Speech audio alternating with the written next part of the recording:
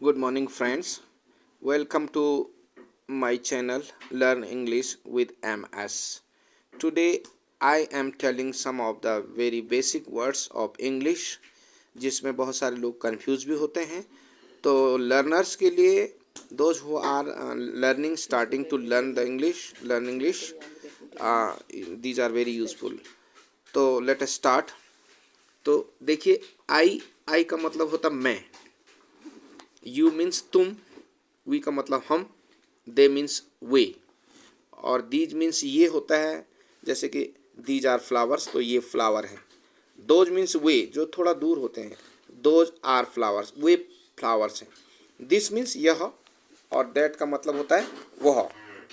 और he, if we are talking about any boy, किसी लड़के के बारे में हम बात करते हैं तो उसको ही कहते हैं. और अगर हम किसी लड़की के बारे में बात करते हैं तो वो उसको हम शी कहते हैं. जैसे शी इज सीता, तो वो लड़की हो गई. हु मीन्स कौन. अब हु अगर बीच में सबसे आगे आएगा तो वो क्वेश्चन बन जाता है. जैसे हु आर यू, आप कौन हो. लेकिन अगर हु बीच में आता है सेंटेंस के तो उसका मतलब होता है जो. This is the boy who is my friend, तो यहाँ हु बीच में आया है तो इसका मतलब जो हुआ है. विच का मतलब कौन होता है, बेसिकली नॉन लिविंग थिंग के साथ आता है. This is the book which I like most, ये वही किताब है जिसको मैं पसंद करता हूँ.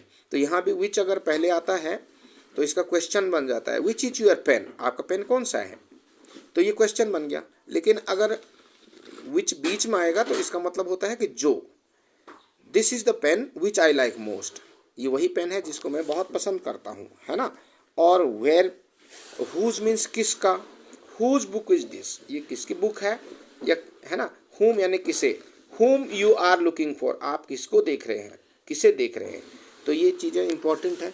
और व्हाट मीन्स क्या होता है ना. फॉर व्हाट, किस लिए.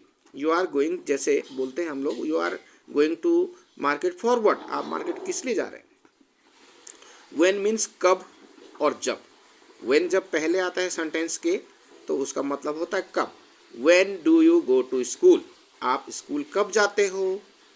तो यहाँ व्हेन पहले आया सेंटेंस में तो क्या है, इसका मतलब हो गया कि कब. अब अगर ये बीच में आएगा, I will go to market when the shops will open, मैं मार्केट जाऊंगा जब दुकानें खुली रहेंगी, तो यहाँ पे इसका मतलब जब हो गया. वाइल यानी जब तक या तब तक.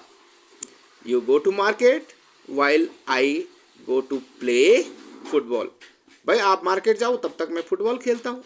वेन एवर यानी जब जब, या जब कभी भी, है ना. सेंटेंसेस में आता है जब कभी भी, है ना. और वट एवर, कोई भी, जो कुछ भी हो. वट एवर यू हैव, आपके पास जो कुछ भी हो. हु एवर, कोई भी व्यक्ति हो.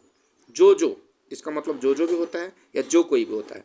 और वेर एवर मीन्स जहाँ कहीं भी.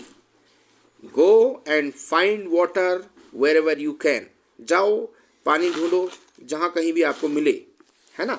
एंड विच एवर मीन्स कोई भी. विच एवर मीन्स कोई भी, या इनमें से जो भी आपको लेना है तो विच ओवर आता है. और हाउ एवर मीन्स हालांकि, हालांकि यानी मगर. और हुम सो एवर यानी जिस किसी के लिए. और माई का मतलब माई मीन्स मेरा होता है. आवर मीन्स हमारा. एंड हिज, अगर कोई लड़का है तो उसके बारे में बात करेंगे.